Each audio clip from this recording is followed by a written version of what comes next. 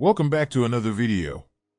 The 10th episode of story which shows Naruto and Sasuke losing blood and chakra after their final battle at the Valley of the End. The rivals die before aid arrives, and the Biju decide to utilize one last gift from their father to offer Naruto and themselves another chance to make things right. Please hit that like button and that subscribe button. Let's jump right in. The ground shook as the beast landed, everyone in view stood still, even Kira. The monster grinned as he saw what appeared in front of him. The monster that was a hellhound grinned as he got more excited by the new opponents in front of him. The battlefield in front of him was growing smaller and weaker. Less and less people were there to fight, and most everything was destroyed. He did have fun setting the outskirts of the village on fire and even parts of the village itself. The warriors in the village seemed to be disappearing, the ones who came with his summoner at least, and now there were reinforcements. So maybe it was time the monster started to really get to work. "And who are you little ones?" You summons look familiar, but after 1,000 years, things and people change. "So who might you be?" Kira asked the two new summons who appeared on the battlefield. The villagers cheered seeing Jiraiya and Tsunade with their summons. "I am Game Abunta of the Toads, current head chief. This is Katsu, current chief of the Slugs. We have come here to aid this village in defeating you," Game Abunta said, while the hellhound just started to snicker before he laughed viciously. After a moment of his laughing he stopped all sounds and got deadly serious. "Let's see if you have what it takes," Kira said before launching himself at the two, ignoring Hiruzen and Enma completely. "Enma, let's go assist my students. We cannot let them take this monster on alone. We have no time to rest." "That cannot happen at this time," Hiruzen said as his monkey companion sat next to him taking his first break since the fighting began. Enma struggled up for a second before smirking and looking hard at the fighting that was about to ensnare. "Let's do this, my old friend," Enma said before he transformed into a staff. "Everyone else, let us do what we can to help out. If you can attack from a distance, then do that. The less people who can get up close the better. Leave us be up front, and assists us from behind," the cage yelled to his troops as he hopped on top of Game Abunta. Jiraiya smirked as he saw his teacher next to him. "Let's do this," Hiruzen said. Enma quickly turned into a staff and with Hiruzen swinging him he made himself longer, throwing Kira off balance. At the same time Game Abunta jumped into the air shooting out his famous Dodoil while Jiraiya mixed in one of his fire jutsus to make the combination jutsu more deadly. While this was going on, Naruto had two clones attack the beast with a large Rasengan, slamming it into the beast's side after he already been burned before the hellhound had time to recover. The trio looked at each other with smiles, thinking things would be easier. They were soon mistaken. Kira stood up, his body smoking, the damage obviously showing on his body. He let out a loud howl. The air seemed to go still when he did that. "It's been so long since I've been able to have this much fun. Orochimaru, we are going to get along very well if you'll let me have fun like this often," Kira said to the snake on his head. "Now let's have some real fun." The beast then jumped at the ninja, shooting flames from his mouth to distract them. It seemed to work and he quickly swiped his paw at Katsuya, making the slug break down into a smaller form.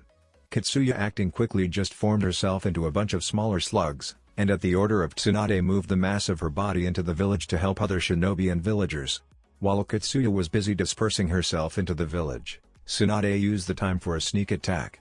Being so much smaller than the summon, she quickly jumped up and with all her might punched him in the ribs, actually knocking the hellhound over onto his side.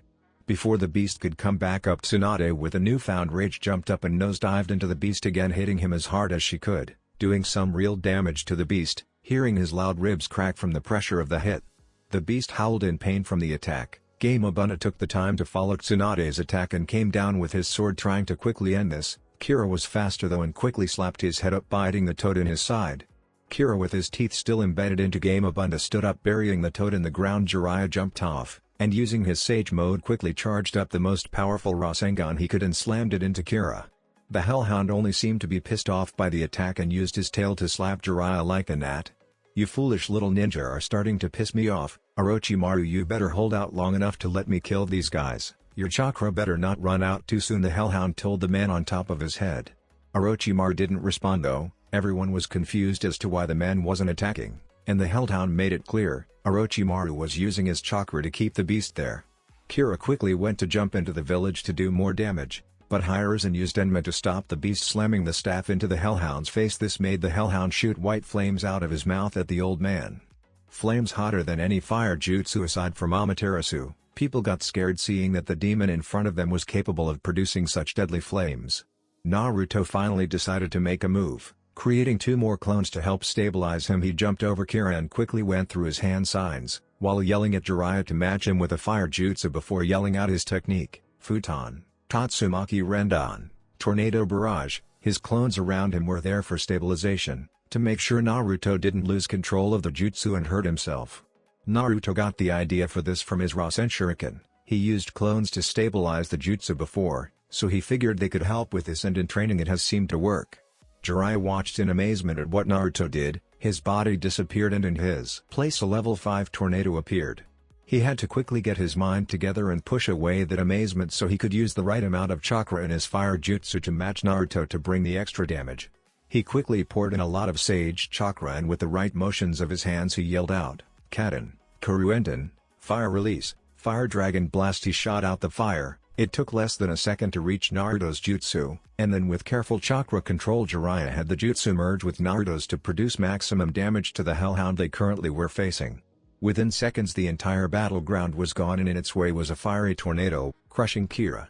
All that could be heard was the monster's screams of agony and pain. The technique didn't let up for a few moments. Everyone watched in amazement at what was going on. Most people have never seen a battle of this caliber in their life. The tornado didn't last long though. Naruto's chakra wouldn't last long enough, and soon the boy was falling through the air, his clones long since puffed out of existence. Jiraiya cut off his jutsu the same time Naruto's started to die out. He saw the boy falling, and with the extra oomph from his sage mode he quickly jumped to the boy, saving him from the deadly fall.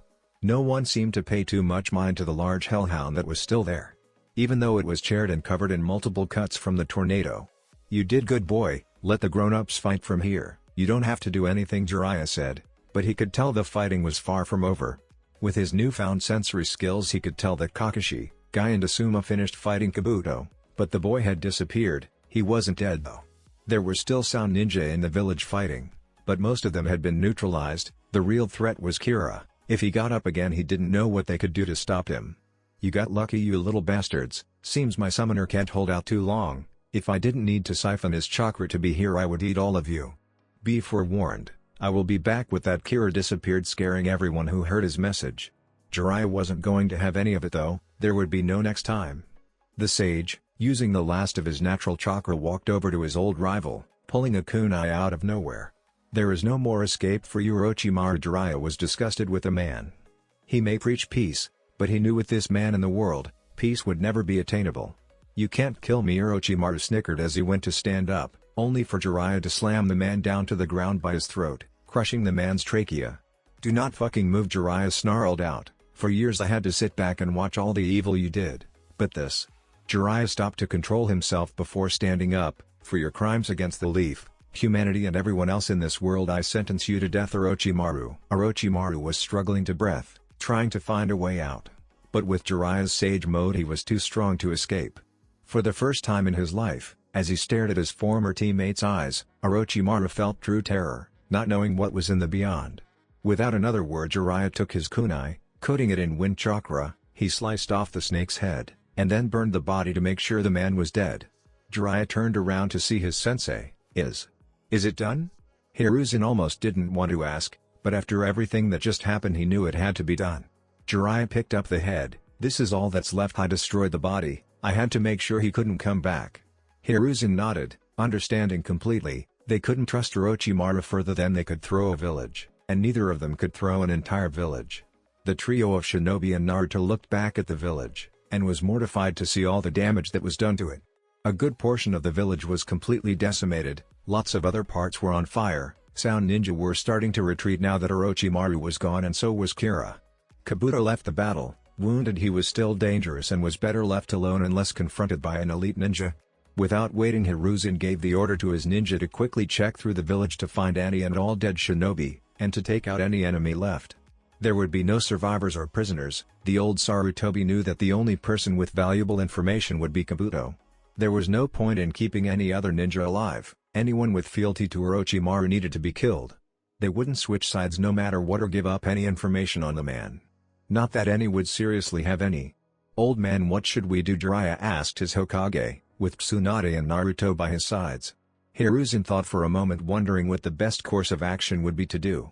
Finally he decided, "Tsunade, go heal any critically injured shinobi, Shizune tend to the less critical injuries." We don't need to lose any more people than need be, ignore citizens for now. As hard as it is to say, without our shinobi we wouldn't even be able to protect them anyway, so it's of no use to heal them yet. Jiraiya, you and Naruto go fight off any remaining enemy shinobi and rally our troops to help fight anyone else. Also put out the word to find and name the total dead we have. I will go on my own to do what I can with that. Everyone nodded and took off doing what must be done. Naruto sighed. He didn't even have to ask, his Kurama gave the boy some chakra. He could at the very least fill the boy's reserves, but he couldn't help the boy with his exhaustion. His body would need rest soon. Jiraiya and Naruto quickly took off to where they could feel a large mass of chakra. For some reason it was in the Uchiha district. As they got closer they took their time to see who it was instead of charging in. Naruto gasped and looked wide-eyed. What is it? Do you know them? Jiraiya asked. Needed to know the enemy. It's Orochimaru's personal bodyguards, otherwise known as the Sound Four. They can all use the second level of the curse mark, giving them powers above that of a Jounin, even an elite Jounin. They are crazy strong and should not be taken lightly. Naruto told the man, not being able to give him much more than that since he never really fought them the first time around. I see, I'll go in first for the attack, you support me. It looks like they're trying to get into the Uchiha shrine, probably to steal information. We can't let them do that. Naruto nodded, knowing Jiraiya going in first was the smarter move. Even with his sage jutsu exhausted he still had his normal reserves and could keep the fight going for a while. Jiraiya quickly charged in, a Rasengan in hand, and took out the first of the four. A big brute of a man. What the fuck, who took out Jirobo? Tuyu said as she turned to see Jiraiya, not recognizing who the man was. Well, look here boys, some old fuck thinks he's going to take us on. He got lucky with the fat ass, a good surprise attack, and he does look the strongest, but really Fatty was weaker than all of us. Tuya smirked as she and the other three stared down Jiraiya. It seems my old teammate never told you guys who I was. Not like it matters now that the snake is dead, Jiraiya said. That seemed to pick a nerve on all of them. The fuck did you say about Lord Orochimaru? No way is he dead. No fucking tree hugger could beat him, including that old geezer of a cage you guys have. If that's true, then why did everyone retreat, including Kabuto? Why is his summon gone? Jiraiya said, trying to egg them on. Kidomaru was the first to retaliate, not wanting to believe the man. He quickly laced an arrow and let it fly towards Jiraiya. The Sanin's eyes widened as he barely had time to dodge the attack, before a giant ghost monster with a club smashed into him, knocking him into a nearby building. Jiraiya quickly got up just to see Yukon next to him, kunai in hand. Jiraiya quickly dropped his body to the ground to avoid getting stabbed and grabbed the boy by his ankle, dragging him forward and knocking him down. Not stopping, he jumped up still holding the boy and smashed the body into the ground, making the concrete underneath crack outwards. Before he could let go of the boy though, a third arm appeared seemingly out of nowhere, grabbing Jiraiya by the wrist, and a third leg came out, kicking the sage in his gut, hard. The surprise attack really threw Jiraiya off. Luckily Naruto came in with his Seijutsu Kaze Ken, Faithful Windblade, and cut the twins across the chest.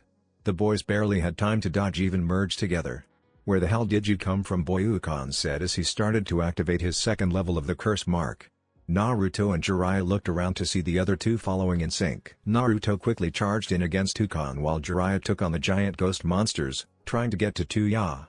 Kidomaru smirked as he sat in the background and charged up an arrow, just waiting for the right opportunity to strike. Naruto was happy that he didn't have his weights on. He was easily keeping up with the members of Orochimaru's guard. He was avoiding trying to let the monster merge with him. Sakon and Ukon would attack together, while Naruto did his best to dodge or block the attack. He finally saw an opening and swiped at Sakon's legs, knocking the boy over. Now, Kidomaru thought as he let go of his arrow. He wasn't very far from the fight. The boy had no chance of dodging and was oblivious to what was going on. Naruto was bringing down a kunai to quickly kill the one brother when the arrow shot straight through his stomach, piercing his kidney. Naruto screamed in pain as he fell to the ground holding his wound. This gave the twins enough time to get up and start wailing on Naruto. Naruto did the only thing he could. He charged up a Rasengan and shoved it at one of the boys, blowing him back. Before the other boy could react, Naruto grabbed his ankle, knocking the boy on his back, and with the kunai he had dropped earlier he used to slice Ukon's Achilles tendons. The boy screamed, but before Naruto could do any more damage another arrow hit him, piercing through his chest. Naruto's eyes went wide as he landed on both his knees, blood pooling out of his chest and back where he was shot. Kumara, even in his own head he couldn't talk straight as he coughed up blood falling onto the ground. "Help me," Naruto begged his friend as he started to see the blacks around him. The fox could already tell the arrow nipped his heart and crushed a lung. The boy was going into congestive heart failure. His working lung was having a pneumothorax. and Naruto was quickly dying. "I'm doing all I can, hold on damn it." Kurama screamed as he flooded as much chakra into the boy's system as possible. Naruto allowing this to happen let him start pulling out more chakra. The now sound 3 and Jiraiya watched as the Kyuubi's chakra poured out of Naruto, his flesh healing almost instantly, his organs and everything else were also quickly healing. A single tail grew around Naruto's body as the boy stood up, taking on more fox-like features. Naruto roared fearsomely as the sound ninja looked on at him terrified. Sakan was by his brother merging bodies so his brother could focus on healing his now torn Achilles tendon when the roar was heard. Everyone but Jiraiya looked on in fear. The sage knew Naruto had more control than he showed. Without a word Naruto disappeared from everyone's sight except Jiraiya and Kidomaru. The sound ninja could barely track Naruto. Kidomaru wasted no time and quickly made another arrow and was getting ready to string it when he looked down to see a hand in his stomach. His insides started to burn as he felt the toxic chakra that was the Kyuubi. The man screamed a horrible scream as Tuya and the twins looked on in horror. It was at that moment the stone that was holding the Uchiha and friends started to open and they looked on to see Naruto covered in that horrible red chakra. God, what is that chakra? Every time he uses it, it's like a monster has taken over him, Sakura asked Sasuke clinging close to him. The boy didn't want to admit it, but the chakra terrified him. Everything about it made him want to run and get help. He instinctively activated his Sharingan to try and keep up with Naruto's speed. It barely helped though, he just saw a blur, but it was better than nothing he guessed. Sasuke watched as Naruto tore through Kidomaru like his skin was butter. He heard the screams as he watched the man's insides burn just from Naruto's chakra. Sasuke then focused his eyes on the chakra, and what he saw terrified him even more. He saw what seemed to be death itself, pure malice and evil flowed off of it. Naruto disappeared but Sasuke watched as the chakra that was left behind in Kidomaru's body started to tear through the man, burning his inner organs, slowly killing him. Sakura clutched onto Sasuke tightly. He instinctively held her with one arm, pretending that's all he needed to do to keep her safe. He watched as Naruto moved to the injured twins with his arm and watched as a Rasengan was formed in less than a second, slamming into the boys. Sasuke had seen Naruto use the technique before and knew how powerful it was naturally, but now with whatever this was surrounding the boy he saw the power of the attack increases nearly 20-fold. When the twins were hit even Sasuke could tell that the attack killed them. He watched as the power churned through into their bodies. Their chest caved in, and then Sasuke watched Naruto turned around looking for his next target. Sasuke saw the boy, his eyes sharp and red, feral, his whiskers more defined. He's never truly seen Naruto in full detail when he got like this and honestly he was terrified. All Sasuke could think about was how he could barely even touch these guys, and here was Naruto destroying them like they were nothing. What the fuck are you two? You looked horrified. This kid just took out her whole team like it was nothing, and he wasn't giving up anytime soon either. Naruto looked at the girl, his face getting angry just looking at her. Because of you and your fucking team a lot of people I care about have been hurt or worse. Your punishment is death. Naruto's voice was demonic as he said that. Even Jiraiya grimaced as he heard that, but he knew that Naruto would be better after all of this was done. It was over before anything more could happen. After the girl's body went limp falling to the ground, Naruto stood up straight, relaxing his body as the fox's chakra started to recede. Naruto's face and body was covered in blood. The boy closed his eyes as he looked away from the bodies surrounding him. He took off his jacket to wipe the blood off his face before discarding the clothing onto the ground, not needing it. Jiraiya walked over to the boy, placing a hand on his shoulder. You good, kid? I wasn't sure who was in control there. Yeah, I'm good. I just get more animalistic when I get like that. It's hard to not go on a murderous rampage if I'm being honest. Now that it's all done though I should be fine. I just hate having to get like that, Naruto said. That's when they heard the sound. Naruto went wide-eyed as he saw Sasuke and Sakura. The two seemed terrified. He still hasn't told them about the fox, the boy cursed under his mouth as Sasuke slowly approached him, his Sharingan still blazing. What the fuck was that? You keep using that chakra, what is it? Every time it comes out you get insanely strong. The chakra itself is terrifying and suffocating, what is it? What aren't you telling us, goddammit? Sasuke was still holding a cowering Sakura, something probably neither of them noticed was happening anymore, though Sakura was looking up now listening in on the conversation. Jiraiya had taken a step back by now to let everything play itself out. This wasn't his conversation to get into. Naruto sighed looking to his godfather hoping to get any kind of head, but the man just shook his head. Naruto faced his two teammates knowing there was nothing more he could do but tell them, come here you two, I can explain everything but I need you to trust me. The two were hesitant of course. How could they not be? Everything about Naruto was an enigma, And that power he used was absolutely terrifying, including when he acts the way they just saw.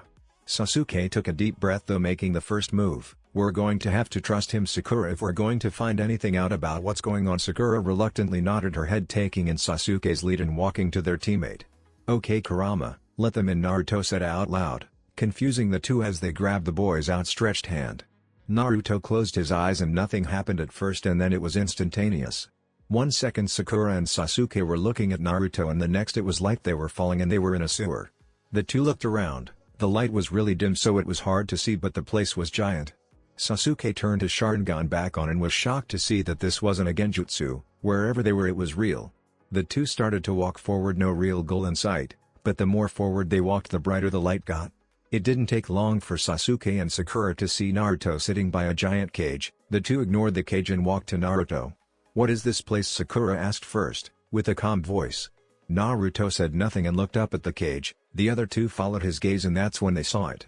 Their eyes widened when they saw the huge beast. So, this is the Uchiha brat and the girl, huh?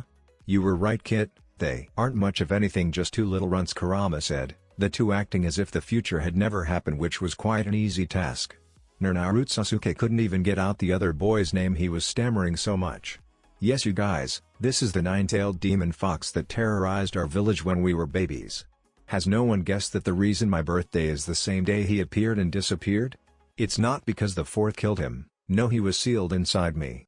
That is why I'm hated so much by so many people. Citizens don't understand sealing, and a lot of shinobi just didn't care, Naruto stated calmly before looking up at the fox. But Kurama here isn't a bad guy, he was being used the night of the attack. I've seen his memories. I'm sorry for keeping this secret from you two for so long, but this is the reason why Jiraiya has taken me under his wing. It's so the three of us can work on me controlling Kurama's chakra. Also for protection from a group of individuals who want to kidnap me and steal Kurama out of my seal, which would ultimately kill me too, Naruto said, telling them a lot but not near everything. But how? Why? Sakura said, being the first to speak, her and Sasuke's eyes still fixed on the fox, trying not to lose it. Those are answers even I wish I had. All I can say is that the fourth must have known I was a special child in order to use me. Because not just anyone can hold the Kyuubi. The difference in power from the 8 tails to the 9th is huge, only an Uzumaki can hold it, Naruto answered, still waiting for their eyes to meet his gaze. It took a while before the two could lower their eyes to look at their teammate. A lot has happened in such a short time, no one knew who was alive or dead anymore. A new powerful enemy had appeared out of nowhere, and now they learned what truly happened to the Kyuubi no Kitsune and what was wrong with their friend. It sounded wrong to say that there was something wrong with Naruto, but did him having the beast a good thing? The two were unsure. The chakra was dark and evil, but Naruto seemed to control it for good. You two are lucky, even if the kid doesn't show it much, he cares deeply for both of you. It's why he pushes both of you to get stronger, as you should, Kurama told Sakura and Sasuke, once more getting the two's attention. The kid is a good person, it's why I allow him to use my chakra without too much adverse effects. Though it's not foolproof, he's getting better at it. Naruto pouted at that, earning a snicker from Sakura due to the childish face the boy made. But we both knew it was time you two knew the truth. It was not something he wished for anyone to find out for a while. Many of the older generation already knows due to having been around during the sealing, of course. Consider yourselves lucky to know such a secret. So now you know everything, Naruto stated, as he too looked up at Kurama. This is a heavily guarded secret. I'm not sure who all knows, but if you tell anyone I will feed you to him, Naruto said. Sasuke and Sakura looked mortified at the thought while the beast snickered. Don't tease me, kid, it's been almost a century since I've last ate. Kurama licked his lips. I could just eat them now, he said as his face peered against the bars of the cage. His voice was growling out. The two genin backed away in fear, terrified at the thought, but it didn't take more than a moment for Naruto and Kurama to start laughing. Oh Kami, it's been too long since I've had a laugh that good. With tears in his eyes, and he holding his sides, Naruto responded in kind, I feel that, man, it's been way too long. Sasuke looked pissed that the two played him so well. Sakura couldn't help but chuckle due to the fact that it was kinda funny. Anyways, it's been too long, we have to leave and help with the village, Naruto said to the two as he left his mindscape, Sakura and Sasuke returning back to their own bodies. So, what now? Sasuke asked, unsure of what to do. You two go back and help out with everyone, Jiraiya said. Naruto is going to stay with me and help take out any more enemies we find. Sasuke, protect Sakura and go help any and all civilians. Naruto looked over to his godfather as the two genin took off. This is gonna be hard to come back from, isn't it? The boy knew the answer but wanted confirmation. "Let's get going, our job isn't done yet," was all the man could say as he took off to the rooftops, Naruto in close pursuit. After Naruto and Jiraiya left though, Sasuke and Sakura came back to the shrine. They just wanted to get away, so the boy closed the shrine and the two went to bed together, not even thinking about what to really do. It had been way too long of a day and they were scared for what would happen next. "I do not know how many times I can tell all of you sorry." The man stood atop everyone else. Thousands of people looked up to him, civilian and shinobi alike. What happened the other day was a tragedy comparable only to what happened 13 years ago with the Kyuubi. We should have been more prepared for this attack, instead we were lax, and because of that we have suffered heavy casualties. But for as long as our walls stay up, as long as our trees still stand and as long as our people are breathing, the leaf will never give. He shouted as people started to cheer. It wasn't much, but there wasn't much to say. "I cannot promise any of you that we won't be attacked like that again, for I cannot see the future. But as long as I breathe I swear no harm will come to you, I will protect all of you, and even though I step down as Hokage, I swear to all of you that my successor will also protect all of you, so without further ado, Tsunade, will you come out here?" Hiruzen called for his student. Without any haste the woman walked out, with her blue cage hat on, and the robes of the Hokage flowing off her body. She stood strong in front of the village. She no longer looked scared or worried, but instead held a strong determination in her face. "It is from this day on that Tsunade here will be your new Hokage, so I present to everyone here within the greatest and strongest village, your fifth Hokage, Tsunade Senju." Hiruzen yelled the last part as everyone started to cheer and applaud, knowing that the great Senju family was back in office, knowing that the greatest medic and one of the Sannin will now be protecting all of them. Though she did not show it, Tsunade was scared shitless. She looked over the sea of faces, most she did not know, a few that were familiar, but overall she had no idea what she was doing. She was still confused as to how she got here, being Hokage. She doesn't even remembering accepting, just being handed the get up and being told where to be while she was helping the hospital the day before. Tsunade wasn't sure what to do, so she waited for the crowd to die down before saying anything. It only took a few more moments, and after it was fully silent she knew it was now or never.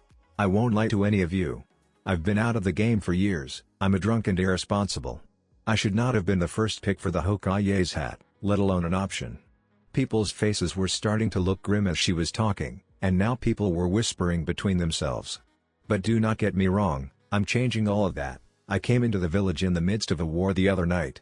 It put a lot of things into perspective for me, it showed me I've missed too much, and I've run for too long but no more. I won't say I'm the best person to be Hokage, I still believe that should be my perverted teammate Jiraiya, but his ass could never do this job. So I promise all of you, here and now, that with all that I have, my Senju name included, I will do my utmost best to protect all of you through any and all good and bad times." She shouted this last part, putting as much emotion as she could into her words so people could understand her. For a moment nothing happened and then it started, with Guy and Naruto getting the crowd going with some cheering and clapping. Within seconds the entire village was alongside them cheering for their new Kage. Once the crowd settled down she spoke again. "My crazy old sensei wasn't wrong when he said the other night was a tragedy. But we shall prevail. We aren't some weak half-ass village, we are the goddamn village hidden in the leaves, surrounded by a forest that was built by my grandfather himself, or so says the myth. Surrounded by the biggest and strongest gates out of the entire elemental nations. No one dares stand to us because they know they will fail, so stand with me everyone because we shall get through this like everything else. Nothing and no one will stop us from being the best." Tsunade screamed while raising her fist in the air. The village went crazy screaming in support of what she said. Her words reaching everyone. Once everything had calmed down Tsunade had dismissed the village to get back to repairs, while also calling in a certain list of genin and their jounin instructors to meet her in the Hokage's office. After some time had passed and everyone was gathered, Tsunade smiled at the group in front of her. "Only one of you was officially promoted to Chunin after the exams and that was Narashikamaru. Now that I'm in charge though I'm going to make a few others of you Chunin based on efforts from reports I saw from the invasion and also from the exams," Tsuan said, while a lot of the Junon were now on edge, as well as their jounin instructors, even they didn't know this was going to happen. "First Tenten, for your outstanding performance throughout the exams I would like to promote you to the rank of Chunin. You fought well and strong, and even when faced with stronger opponents, you didn't let your fears overcome you and fought to the best of your abilities. Congratulations," Tsunade said as Guy tried to contain himself from crying out loud in support of this. As Tenten went back, Guy hugged the girl. "I'm so proud of you, good job Tenten." The girl smiled and hugged her sensei back, before Lee also gave her a hug and congratulating her. Next up is Rock Lee, Tsunade said. This time both Lee's and Guy's heads shot up faster than a deer when it heard a predator. Rock Lee, going over your matches from the Chunin exams and the field reports from the invasion, I have decided to promote you to the rank of Chunin. In your match against Uchiha Sasuke you showed maturity that most Shinin don't have. Giving up against an opponent due to your body even though you most likely could have kept going, you showed initiative on when it was time to retreat. Then with your field reports showing you stopping multiple enemies from attacking civilians and other shinobi and helping our forces tremendously while taking control of situations where it was needed. For this you are being promoted. Guy could no longer hold back. Lee. I can no longer hold back anymore. I have never been more proud of someone. Guy was screaming as tears went down his face. Lee grabbed his Chunin coat and then ran back to his sensei. Gai-sensei. Lee-kun. Gai-sensei. Lee-kun. The two finally met in the middle to hug while crying, and then it happened. Everyone turned away. Kakashi tried to warn as he closed his one eye. The other people in the room tried to listen but most were too late, and were unfortunate enough to see the sunset genjutsu that follows the two. Tsunade was also caught in the genjutsu. She broke through though by punching the two. Take that shit outside you two. Tenten, Neji, you two can follow. I'm sorry Neji, but you did not get promoted. Everything I saw from your reports from the exams makes me believe you are nowhere near ready to be promoted. Try again next time though. You have the strength but not the mentality, Tsuan said bluntly. Neji just nodded, agreeing with the women. Ever since his battle with Naruto and everything that has happened since, he has been steadily changing his ways. Hi Hokage-sama, the boy said as he and his teammate left to get their sensei and other team member. Tsuan rubbed her forehead at the headache that his team guy. Next, Uzumaki. Naruto. Due to your outstanding performances in the Chunin exams and in the field with personally helping the fight against Kira while helping multiple shinobi, and stopping the sound for you are being promoted to Chunin, and are also being recommended for to best Chukijan and on the request of your sensei Kakashi and Jiraiya, Tsunade said, making Sasuke and Sakura go wide-eyed at this statement. Sasuke was seething with rage at hearing this. It was one thing for the boy to make Chunin, even Sasuke could, begrudgingly, admit that Naruto earned it. But a double promotion was plain bullshit. Wait, what? Even Naruto was surprised to hear this. Kakashi was the first one to speak in. There isn't much more for me to teach you, Naruto. You know all you need to. You are beyond a prodigy, Kakashi said with pride in his voice. Don't worry, you two. With this one gone I can now show you how to really train, the man said in a very intense and creepy voice, giving both Sasuke and Sakura chills down their backs. Don't speak so fast, Kakashi. I said that he was recommended. I never said he was getting it. I saw the run fight in person. Don't get me wrong, he's strong, including that he can use the Rasengan. He's strong no doubt, but I don't think he's ready for such a promotion yet, plus it probably wouldn't suit him too much. So for now I'm holding off on that promotion until he proves himself in the field some more, Tsunade said. Sasuke smirked, thinking that was fair. Sounds good to me, Bakunin, Naruto said with a cheeky smile before getting punched through the wall. I'm not that old, you damn brat, Tsunade said as she took her seat again. Sasuke looked terrified at the woman while Kakashi and Sakura sweat dropped. Naruto crawled through the wall. Man, things never change, the boy chuckled while speaking to himself, making sure no one heard. Sorry Hokage-sama, Naruto said with some sarcasm in his voice, making the women stare him down. Anyways, I agree, I'm good with being just a Chunin, the boy said as he walked back to his team with an obvious limp and holding his arm. Alright, good, now that everyone's up to date you're dismissed, Tsunade said. Sasuke initially wanted to yell out about not making Chunin, but he stopped himself. The entire room gave a hi Hokage-sama before exiting. Naruto took his Chunin vest and sealed it before putting it in his pocket. The boy told his team a quick goodbye before leaving, seemingly heading home. Sasuke knew better. He knew the boy was most likely going to train. It seemed to make the most sense, and Sasuke was tired of the boy being ahead of him. Kakashi-sensei, can we go train? This invasion showed me how weak I am. I barely helped anyone and ended up hiding the whole time because I couldn't fight my opponent, Sasuke said, even though it was hard for him to admit it. He was weak. Alright, meet in our spot. I'll get Guy, Kakashi said as he shushined away.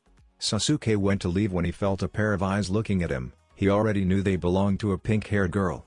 Sasuke turned around. Neither had talked about the night they were locked in the shrine. Both were nervous about how to continue. Sasuke wasn't sure what to do or how to approach the girl. He hasn't ever been close with someone, yet he held her like it was natural, like that's where she belonged. Hell, they even slept together, even though it may have been platonic in nature, they still shared a bed. Yet when he looked her way he would get flustered. He was nervous and shy, he didn't know how to explain it, but he would also get angry. Angry because she was weak, he needs her strong. If she was going to be by his side, she couldn't be weak. The fact that she was weak angered him. Sasuke let his anger get to him. "Get stronger before you fucking talk to me," he said while walking out of the office. Sakura's face dropped. She was looking through the Hokage. Tsunade saw the interaction and heard it. Even she had to admit that was too much. Then Naruto jumped back and through the window, scaring the old cage. Luckily he dodged the hit. "Suand, this is the girl I was talking to you about. Who has perfect chakra control, but doesn't know what it means to be a real ninja. Give her a chance in training her. I have Jiraiya, she could have you." Sasuke is already cursed by Orochimaru. "The next group of Sannin could be raised right in front of your eyes. But we need her to catch up. Can you please help?" Naruto asked her, pretty much begging. He knew it would be a long shot, so he gave another incentive. "I'll also teach you a jutsu that will make doing the paperwork easier," Naruto said, getting the cage's full attention. "Okay, I'll give her a week." Naruto cut her off. "A month, undivided attention. Once the full month has passed, I'll teach you the jutsu. This way you can't cheat me out of the jutsu," Naruto said. "Fine, 1 month. Shizune gets Shikaku Nara, might as well have his lazy ass do this for me until the month is over." Tsuan thought evilly. She would do anything to make this easier. If that meant giving her undivided attention to some genin for 1 month, she would. She would work this kid into the goddamn ground.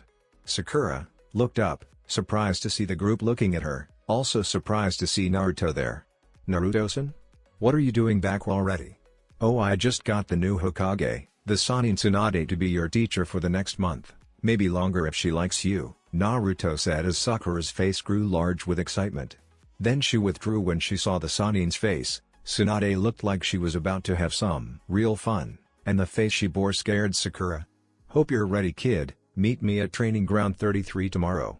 Be prepared too, because I'm gonna grind you into the dirt by the end of the month." Tsunade then stopped as a surge of brilliance dropped through her and she started writing down a list. After a few minutes of writing, she gave the list to Sakura. "Go and acquire these things. You have until tomorrow at 0700 to have these items and meet me at the training grounds." Sakura nodded her head really quickly. "Hi Hokage-sama." Sakura quickly took her leave to go and buy the long list of items. She only had 12 hours to get it all plus eat and sleep. That didn't give her much time to get it all. Naruto chuckled as he watched the pink-headed girl quickly run out of the room hurrying to get everything. He remembered it being before and knew he was the exact same way when Jiraiya offered to train him. He just couldn't wait to get started. This was back before he learned seals though, so of course he threw everything into his book bag. How the bag didn't rip from all the shit he threw in there he wasn't sure, but boy was he excited. The old man was laughing at him being the little ball of energy he was. God, he missed the simpler times like that. Naruto knew he shouldn't dwell in the past, but he couldn't help it, being here, being in the village, before the destruction from Pain and everyone else. Before the rebuilding. It was the same as his childhood and he just couldn't help but reminisce. Naruto looked around the Hokage's room, and even this was different than what he was used to. After the destruction of the village, the Hokage tower was built higher and stronger, and the room was renovated. But this classic look just seemed better. However, Naruto was interrupted from his thoughts. "So Gaki, what do you need? If there's nothing more for you, then you can leave." "I don't know anything about missions yet. I haven't even started to look at that pile," Tsunade said bluntly as she moved one stack of papers near her to start filing through them. Naruto thought for a moment, but shook his head. "It's nothing, Bak, and I was just thinking to myself was all. I'll see you later," Naruto said before using a wind sunshine to disappear before she could hit him. Again.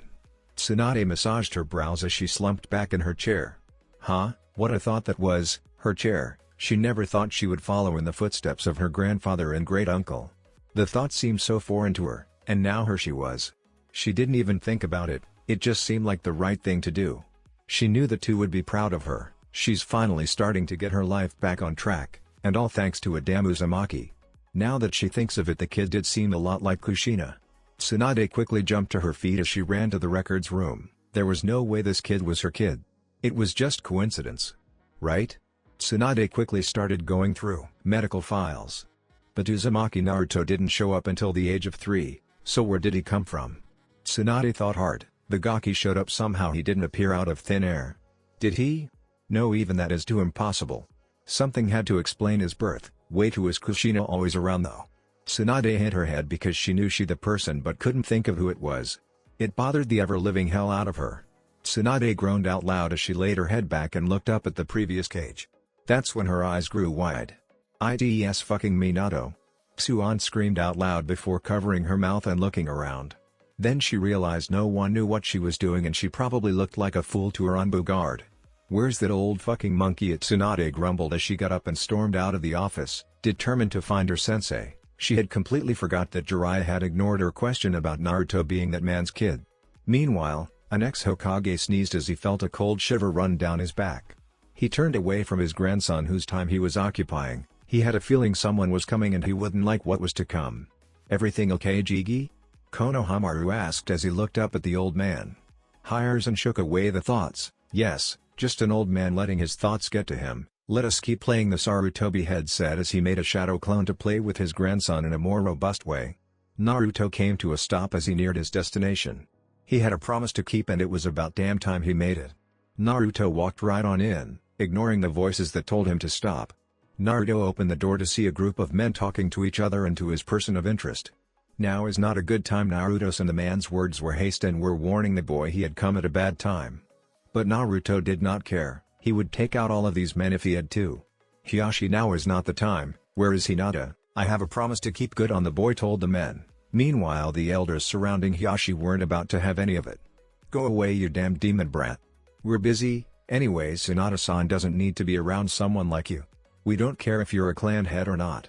The one elder, the one who seemed most important, sneered at the boy.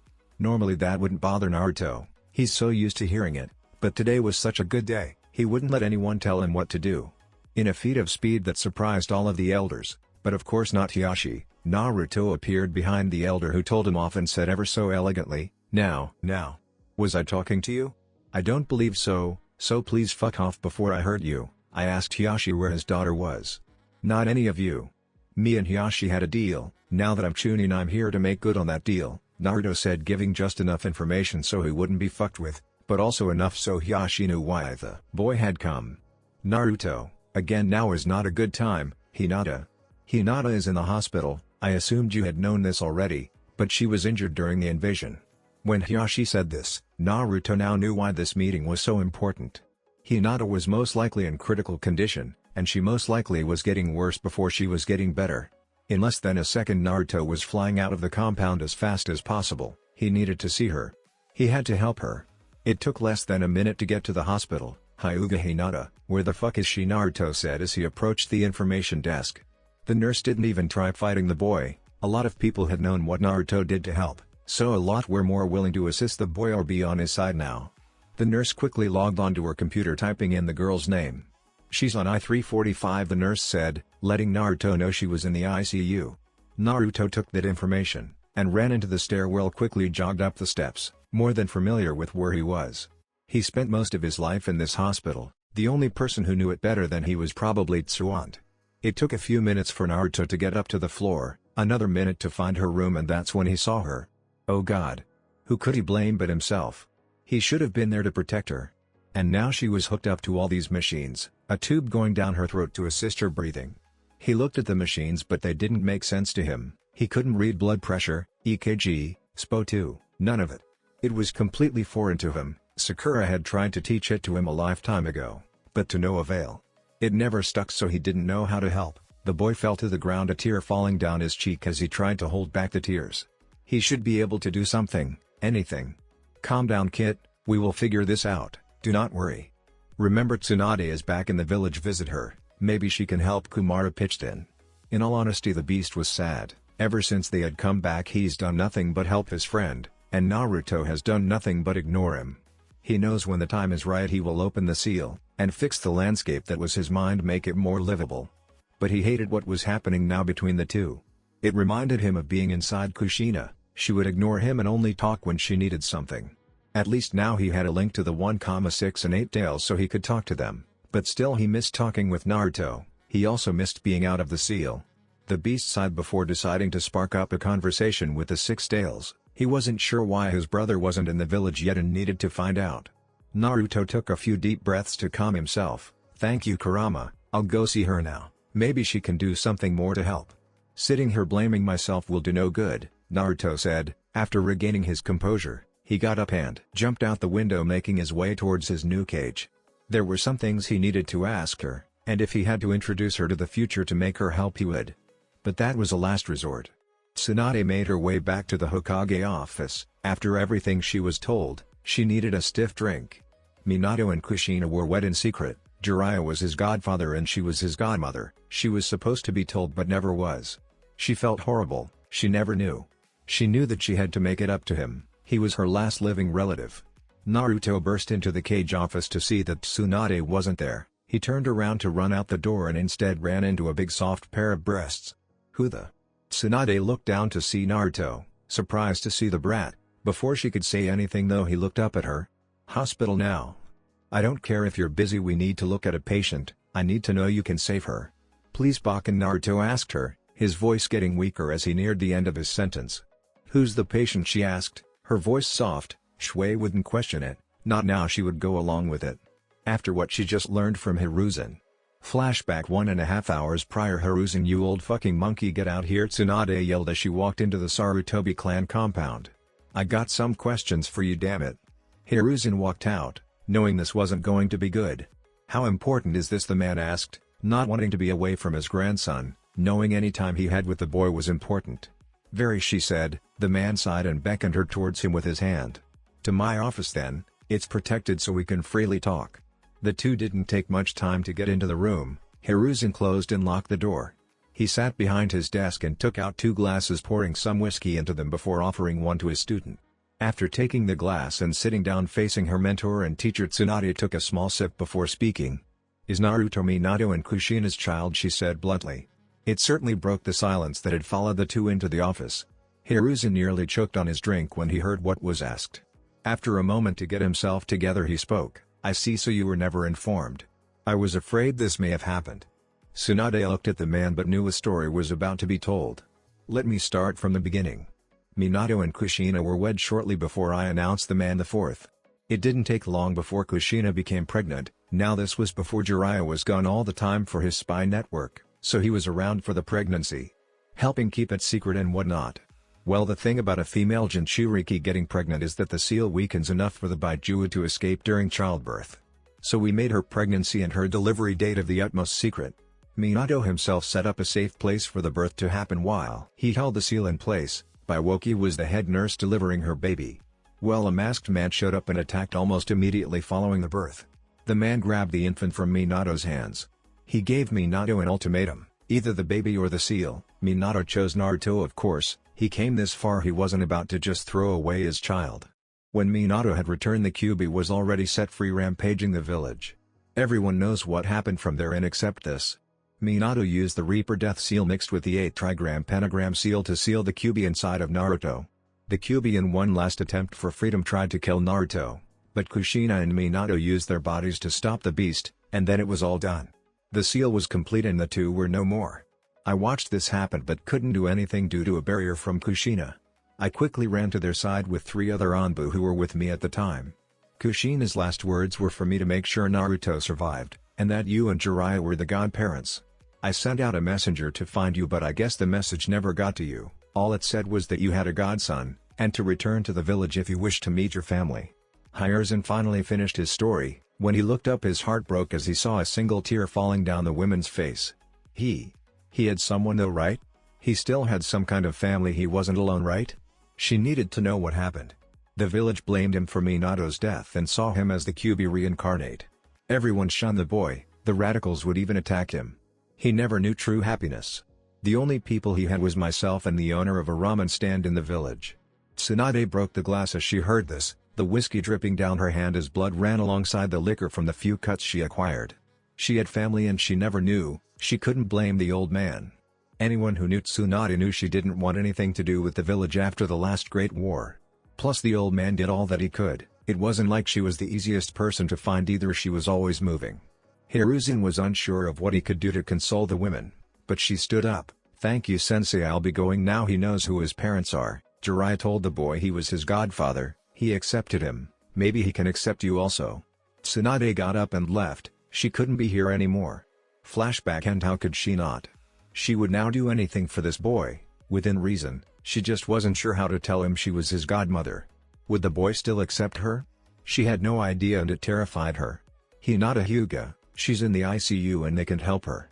Naruto was trying to be strong, but he was breaking. He didn't want to lose her again. He lost her once, he couldn't again. I don't know what to do. Tsunade put her hand on his shoulder. Show me where she is. No one will stop us. Naruto did his best to regain himself as he nodded his head. The two made their way to the hospital by rooftop. Not many people noticed them, and even when they did, no one really cared. The Anbu patrolling thought it unusual for the Hokage to be with a Jonin, but no one questioned it. The Hokage did what she saw fit. Plus it was only the first day, maybe there was some ulterior motive to it. A few Anbu held back to make sure she was okay though. Inside the village or not, an invasion did just happen. Who's to say there won't be another attack? It didn't take too long for the two and their little entourage to reach the hospital. Once the Anbu saw where Tsunade was, the small group dispersed to get back to patrolling the village's security. Naruto was about to walk in the front entrance, but Tsunade stopped him. It's faster through the roof. Naruto seemed confused but did as she said. Once they got to the roof, Naruto looked at the locked door, then back to her.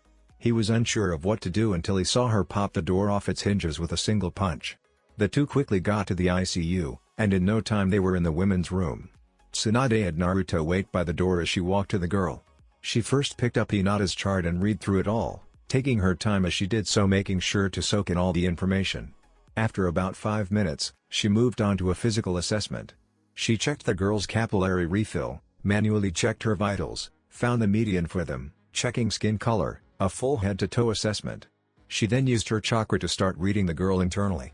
Once more Tsunade started at the head, taking her time to fully read the girl, trying to fully understand the situation and what was going on. This took her about another 15 minutes. Once she was done, she walked to the boy. She's had severe trauma to the head, that's why she's in her coma-like state. From the paperwork I've been able to see that the coma is medically induced for her own safety. Her liver is failing, also caused by trauma, and she has 5 broken ribs, 3 of those are cracked. There's a whole other mess of things wrong with her too. But for now she will be fine. Why the doctors can't fix her is beyond me, but I'll keep her alive. Just give me a few days, and I promise it will work, Tsunade said. Naruto nodded in thanks. I just can't lose her. Naruto gave the women a hug as she slung an arm around the boy. Elsewhere. That's all that could be heard in the hallways. For hours it was just screaming. The people didn't know what to think. Kabuto had returned from the invasion, limping and broken. That was a couple of days ago. No one had seen Orochimaru, but anyone and everyone who had a curse mark was forced to return to the underground base that was the Sound Village.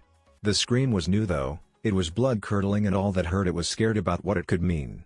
The scream had been going for almost half an hour and then it was gone. Where am I? Home base, my lord. The invasion was a success, but Jiraiya and Hiruzen killed you, beheaded and burned the body. I had to use the technique to bring you back, but the first couple of dozen couldn't survive, and as you can see the other versions didn't make it. Turns out if they only have the first level of the curse mark you can be pulled out, Kabuto said, pointing out the dead ninja and the half-dead Orochimarus that were attempted to pull out of the curse marks. I see. I hate having to use old seal marks to come back and play. My consciousness doesn't come with, and all the memories I have made since I implanted myself have been lost. I will need your help, Kabuto-kun. Help me remember a few things, Orochimaru said, looking at his right-hand man. Kabuto bowed. As you wish, my lord. The boy pushed up his glasses and smirked a devilish smile. This is going to be a lot of fun. Almost a week has passed since Tsunade had become the Hokage, and a lot has happened. Most of the ninja were in the village to help with reconstruction. What ninja weren't in the village were doing high-class missions to help keep in the revenue. Tsunade was pleasantly surprised to see how the reconstruction was going. With Tenzo helping, a lot more was getting done faster, even though he had low reserves. Having a wood user really helped out. Honestly, Tsunade was surprised to see a wood user. She had originally thought that he was related to her in some way, but she recently found out he was a test subject from Orochimaru that got away, and even though Danzo had originally gotten his hands on him, he loyally followed whoever the cage was and Kakashi. The best part was that ever since she was able to prove to Naruto that Hinata would be alright, the boy has done nothing but help the reconstruction of the village. She was proud of what he was able to do, and surprised too. Something about the boy seemed off. She was going through his history, but besides hospital records, there is practically nothing there until he became a Jonin. Hell, Jiraiya didn't even start training the kid until the Chunin exams, so how he was so strong is beyond her. Even if Kakashi gave him undivided attention and trained the hell out of him, there was no way that he could still be this strong so soon.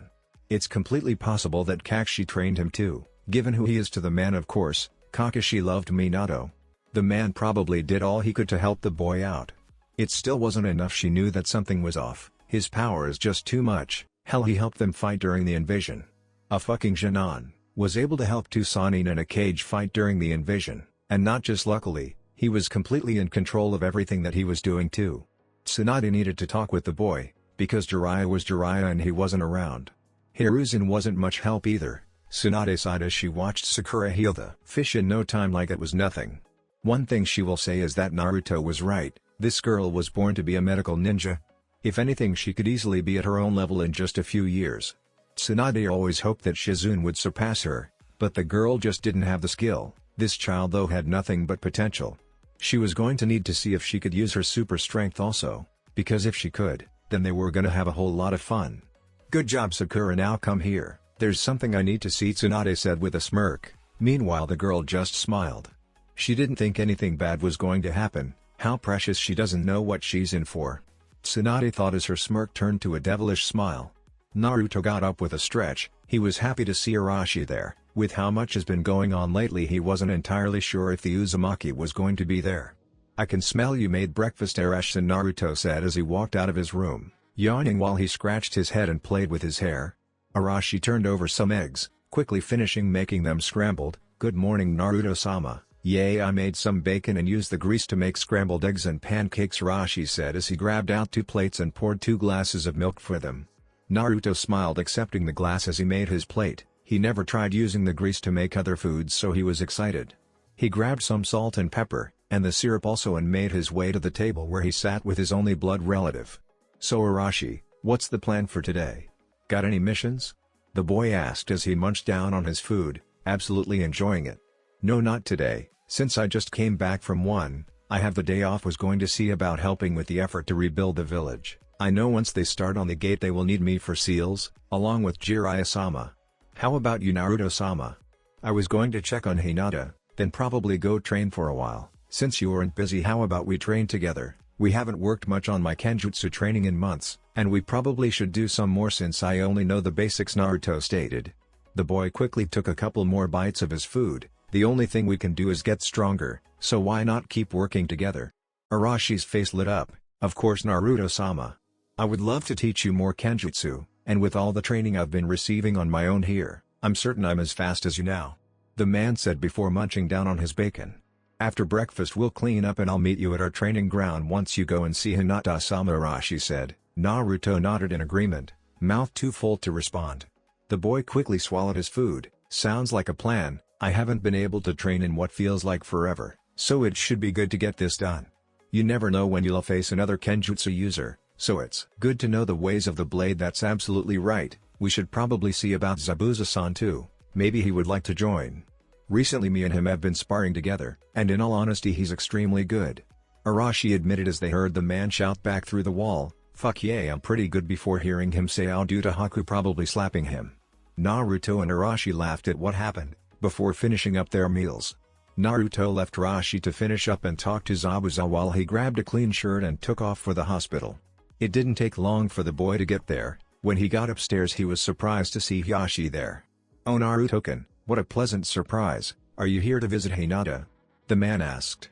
Yay, I have some training, but I wanted to stop by and see her. Hopefully see if she's doing any better. I know Tsunade said that she would be fine, but I worry. Naruto's voice dropped and Hiashi looked at the boy.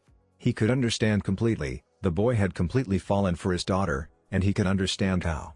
They've been friends for years, and as close could be. Hinata was obviously infatuated with the boy, and with him becoming clan head and now becoming Chunin, including with his help during the invasion. The boy has overnight become a hero, even if everyone didn't see him as such. Hiashi looked over towards his daughter. He just wished she would wake up. No one knows exactly what happened. She was found by a random ninja. If not for the man, Hinata would be dead right now. He could understand why Naruto hurt. He feels as if it's his job to protect her and he wasn't there for her when she needed him. So now he's off training to get even stronger. It's okay, Naruto-san, she'll recover and in no time you'll be able to take her out, Hiashi said, trying to cheer the boy up. Anyways, I was just heading out, but hold on, Naruto, I promise everything will be fine, the Hyuga head said before taking his leave. Thank you, Hiashi-sama, have a good day, Naruto said as he waved the man off. Naruto walked into the room. He looked over to see his girl lying peacefully. She was finally breathing on her own. They took the tube out of her throat. But they replaced it with a feeding tube so they could get her to eat. Since she was still in the coma, they had to make sure her body could still get the nutrients it needed. Naruto walked over to the girl sitting down next to her. He put his hand on her hand. "Hey Haim, I know I was here yesterday, but I had to see you again. Not much is going on. Bakken is training Sakura, and hopefully this time around things will be better. Granted you don't know the future, but hopefully you will never have to learn it. I love you too much to let you know about what happened. Beyond all else, I want to keep you innocent, my love." Naruto ran a hand through his hair. "God, I can't believe how much is changing. When I first came back here, it took all I had to not cry. I never believed it would work, and now here I am in a world where things are changing so fast. Who knows what's going to happen, because even I have no idea anymore. I used to, at one time I could tell you every little thing that was going to happen, but now? God, I have no idea. All I know is that I need to keep you alive." Naruto gripped the girl's hand. He just wished she was awake and fine. "I love you, my princess. I promise once you're awake that you will know it too." Naruto kissed the girl's forehead. "I've kept Arashi waiting long enough though, I need to go. I promise to stop by tomorrow though," Naruto said as he left the room through the window. He had training to get to. Sasuke got up, his body sweating as his Sharingan raged to life. He looked down, breathing hard to see himself in his own bed. It took a minute for him to calm down. For some reason he's been seeing Itachi in his dreams. To be more honest, he's been watching Itachi kill his family in his dreams again. He hasn't had these nightmares in years and now they were plaguing him again. Ever since he had to lock himself in the shrine. He's never felt so weak. Those ninjas out there that wanted him, they were strong because of Orochimaru. He gave them that strength. He knew without the curse mark he was a match for them. So was the power of the curse mark really that great? Sasuke's thoughts had been plaguing him lately of what was right and wrong. He needed to get revenge on Itachi, he had to. But he didn't want to leave the village and go to Orochimaru. He knew that if he did, the chances of him coming back were less than good. Even if Naruto tried to help, which he knew the boy would. The boy was his one true bond. Yes, he had grown close to people, but something about Naruto, he could never shake that bond. He knew if he wanted to get his Mangekyo he would have to kill him. But he wasn't even sure if that was an option anymore. Sasuke had grown close to the boy. Hell, he didn't want any harm to come to the boy or anyone else, but he didn't want to stay weak either. He heard a rumor that Orochimaru was killed during the invasion, but there are people saying that they don't believe that to be true. If Orochimaru was alive, there is a very high chance that the man would come for him.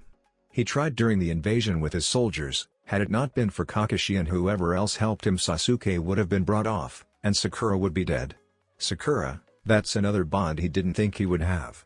He couldn't admit it to himself, but he knew he was beginning to have feelings for the girl also. Ever since that night, he held her for God knows how long, and at first it was to help comfort her, but in reality Sasuke knew he did it for himself. He hasn't been close with anyone physically since his mother had died. She was the only person who really held him. His father wasn't much for that. Plus the way she was that night too, something about Sakura in his arms just felt right. He liked the way it felt, and had help not come sooner, he knew they would have done more than just lie in each other's arms together. At the same time though, how weak she was just angered him. He didn't know why. Maybe it was his way of pushing her away, but he hated that she was weak. If she wasn't weak he probably would have let her be with him more, but honestly he would really make another excuse to push her away. Sasuke sighed as he ran both hands through his hair, trying not to lose his cool to his own thoughts. He got up and grabbed himself a glass of water while he started making himself breakfast. He wanted to clear his mind, but his thoughts kept going back to her. What was he going to do about that girl? It's not like he could avoid her forever. His team was bound to meet up for training or mission sooner or later, even if Naruto was a Chunin now. He knew that one way or another, he would be running into her, so for now he needed to do what he does best. Find someone stronger than him and train. Normally that would be Guy, but he's gone for a mission, so he either needs to find Zabuza to continue his Kenjutsu training, or find Kakashi. Sasuke cleaned up his meal and quickly went outside. He didn't want to run into the Dobi, so he would look for Kakashi first. Lord only knows where that man would be though. A certain man sneezed, stopping what he was doing. "Oh hell no, get back here," a certain purple-haired woman said as she grabbed Kakashi. "I'm not through with you yet, senpai," she said with a smirk. Kakashi just smiled. This was the only person in the village who he would let take off his mask. "Don't worry Anko, it was just a sneeze, I'm nowhere near done," the man said as he slammed the girl into the wall. She smirked, jumping up on him, wrapping her legs around him. "Good Kakashi-kun," she said teasingly as her lips trailed up his neck, and using her tongue, she licked his cheek before he attacked her with a kiss. Sasuke just hopped. The man wasn't too busy, he needed to train.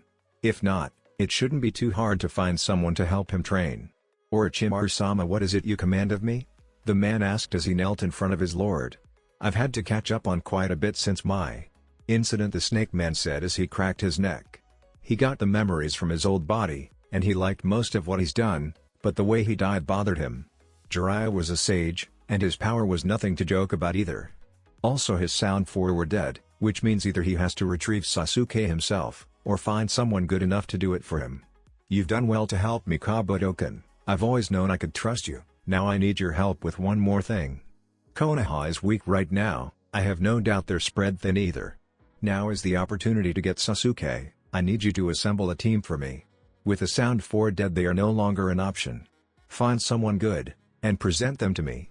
I don't need them running into any problems along the way, just get the boy, have him activate his second level of the curse seal and bring him to me. I would do it myself, but I'm going to be busy switching bodies again. I'm doing that tonight with Jiru's body. So anyone besides him is good to go," Orochimaru told the man. Kabuto nodded. "I understand, Orochimaru-sama. How big of a team do you want?" "No more than 4 or 5. They still need to be stealthy." "I understand. If you wish, we could send Guren. She could lead her team. With her crystal release, she would be troublesome to stop. Sugestu is on her team, and with him turning into water, it would be hard for anyone to stop him either," Kabuto stated. "Very well, bring them to me immediately. Once they are gone, I will need your help to switch bodies," Orochimaru said, dismissing the man. Kabuto quickly left. While he was gone, Orochimaru couldn't help but smile at himself. He had the contract to the Hellhounds, even the so-called pain couldn't stand in his way now. He remembered the battle he had against the man when he was inducted into the Akatsuki. The Rinnegan user destroyed him. He didn't stand a chance against him. If he could get those eyes though, he knew no one would be able to stop him. But that wasn't an option right now, so he would make good on his promise to young Sasuke-kun. He would train the boy to be stronger and better than everyone else, and when he was as strong as humanly possible, he would take over the boy's body. Orochimaru grinned at this. The Sharingan would make him unbelievable stronger, and once he mastered it, the number of people who would be able to oppose him would drop drastically. It was then he heard a knock on the door. "Come in," Orochimaru said as he looked to see who was disturbing him. 5 ninjas entered and knelt before their lord. "Orochimaru-sama, we were sent by Kabuto-san and told to report to you immediately," Guren said, her eyes not raising until instructed to do so. Good. Orochimaru was glad. "They moved quick. All of you stand. Your job is simple." Orochimaru grabbed a barrel and 2 pills. The group was confused, none of them having a curse seal besides one didn't understand. "You are to go to the Leaf Village undetected and retrieve Sasuke Uchiha. Do whatever you must to get him to come with you, force being your last option. He should come willingly. If he comes on his own, he will be in charge. If not, Guren will remain in charge." Guren nodded as she was acknowledged by the man. "Once he is with the group, you will only give him one of these pills. I'm giving you 2 in case Sasuke wants to be tricky and not eat one. Once he eats the pill, you will place him in this container. This will help the boy fully unlock his second level curse seal. This container is to not open at all once he is inside, or else he will actually die. Once the process is done, he will emerge from the container himself. Do you understand so far?" Orochimaru was trying to be patient with them. This was important after all. "Hi Orochimaru-sama," the group all said at the same time. "Good. If you encounter any trouble along the way, kill it, but remember, this is a stealth mission. No one must know you are there, and no one must know you have left with the boy. Any trouble you run into, quickly and quietly take care of it." Orochimaru looked at the group in front of him. "Before I send you off, know one thing. If you return and Sasuke is not with you, I will kill you myself. I don't care if you all die in the process. Sasuke will be here no later than 3 days from now. So get going," Orochimaru said, dismissing the group. The group left with what the Sannin gave them and quickly made their way to the Leaf. Nothing was going to stop them from getting the Uchiha. They wouldn't dare fail their master. The 5 knew better than to fail the man.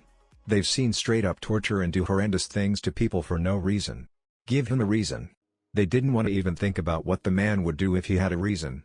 Guren naturally took the lead in front of her team. She may have been the youngest, but everyone there knew she was easily the strongest. With her crystal release, there were extremely few people who could mess with her. Normally Sugestu would say something, but he had been working with her since Orochimaru turned him into this water man.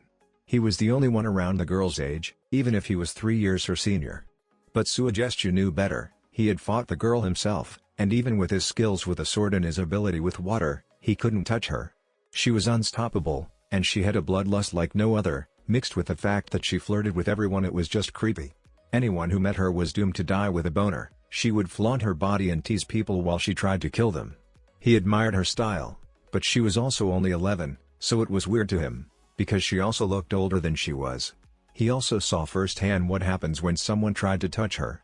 Her whole team had seen. They were glad they were just watching, because no one on that team would forget what she did to the guy who slapped her ass. She flirted with the man, but she earned a creepy smile while she did it. She got the man excited, and when he tried to go for more, she sliced off both his hands with her crystals. She didn't stop there though. She then made a small crystal which she shoved up through the man's urethra. Stopping there would have been a mercy. The man was on the ground screaming, and they learned there that Gurren didn't need to touch her crystals to control them. She used the crystal to slowly expand inside the man's penis until it exploded. Then she shot it through his belly button, where she did the same thing until it killed him. The scariest part was she kissed his cheek and smiled as she walked away. It was that day her team finally decided they would never cross her. She skipped away as her face was covered in blood with a big smile. The four looked at the lady as she led them towards the leave. They knew it wouldn't take too long to get there. They just hoped nothing bad would happen. They prayed that it would be simple enough to get the Uchiha and get out, and for the boy's sake he wouldn't touch the girl. That's it for this video. I hope you all enjoyed the video. Don't forget to like the video, subscribe to the channel, and follow me on my other social media accounts. Anime God here, and I'm signing off.